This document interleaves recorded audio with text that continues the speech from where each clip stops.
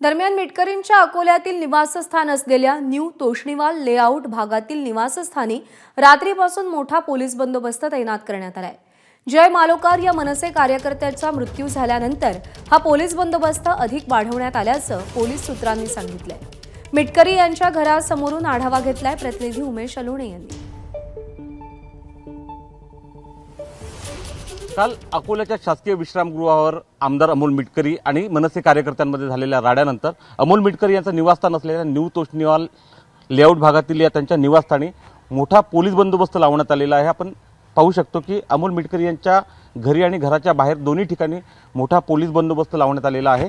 कारण या राड्यानंतर काल जय मालोकार या मनसे कार्यकर्त्यांचा हृदयविकाराच्या तीव्र झटक्याने मृत्यू झाला आणि त्यानंतर कोणत्याही प्रकारची रिस्क नको म्हणून पोलिसांनी रात्रीपासूनच अमोल मिटकरी यांच्या घरासमोर मोठा पोलीस बंदोबस्त लावला आणि आज सकाळी 11 वाजता कालच्या राड्याच्या विरोधात जो आहे तो राष्ट्रवादी काँग्रेसचा मोर्चाही आहे।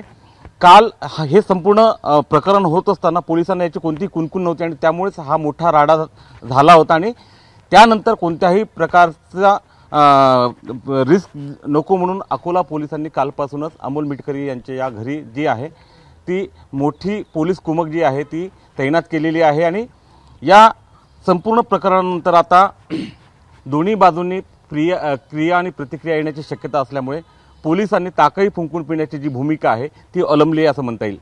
कॅमेरामन अमोल देशमुखसह उमेश अलोणे, एबीपी माझा, अकोला। एबीपी माझा, उघडा डोळे बघा नीट।